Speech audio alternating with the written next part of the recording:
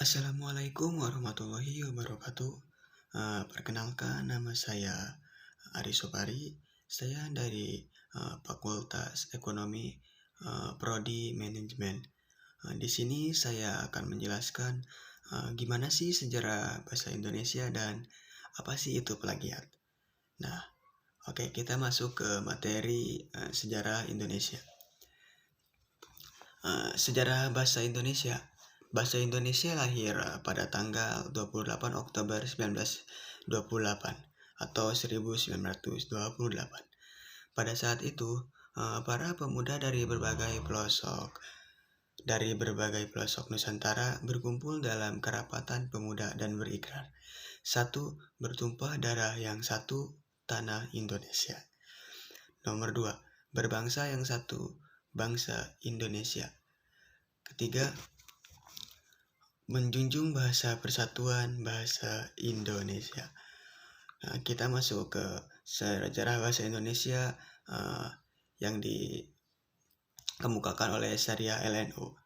Indonesia merupakan negara yang terdiri atas berbagai suku bangsa.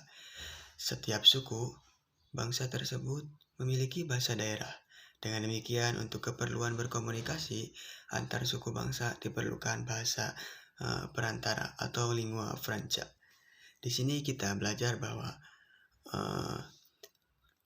berbeda-beda suku itu adalah bagian dari Bhinneka Tunggal Ika atau berbeda bahasa tetapi sebahasa utama Indonesia. Oke, dalam kedudukannya sebagai bahasa nasional, bahasa Indonesia berfungsi sebagai lambang kebanggaan. Yang nomor kedua, lambang identitas nasional. Nomor ketiga, alat perhubungan antar warga atau alat komunikasi. Yang keempat, alat yang memungkinkan penyatuan berbagai suku bangsa dengan latar belakang sosial budaya dan bahasanya masing-masing ke dalam kesatuan Indonesia. Oke, kita masuk ke materi apa sih itu plagiat. Oke, kita di sini akan menjelaskan pengertian plagiat.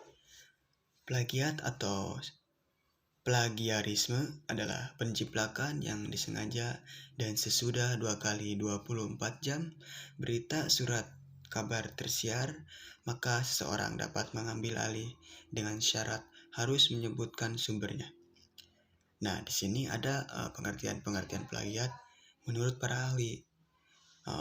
Yang ke-1 ada dari Lester. Menurut Lester, plagiarisme mengemukakan kata-kata atau pendapat orang lain sebagai kepunyaan kita sendiri. Yang kedua ada menurut Silverman. Silverman berpendapat plagiarisme atau plagiasi adalah penulis fakta, kutipan, atau pendapat yang didapat dari orang lain atau buku.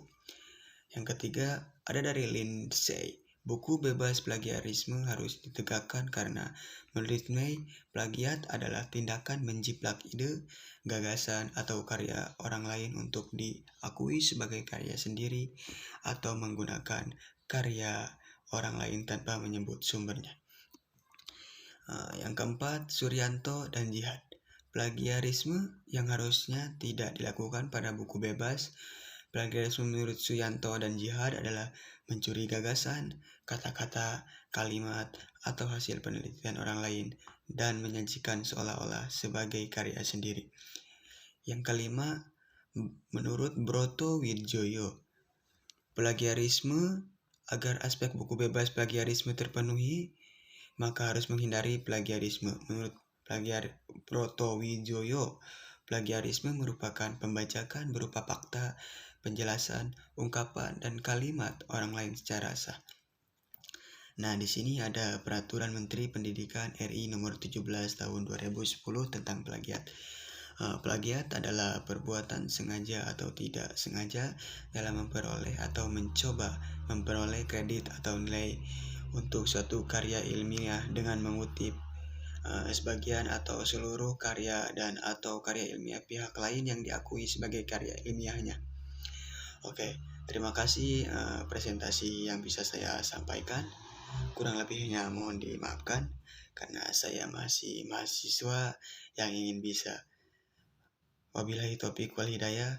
Wassalamualaikum warahmatullahi wabarakatuh.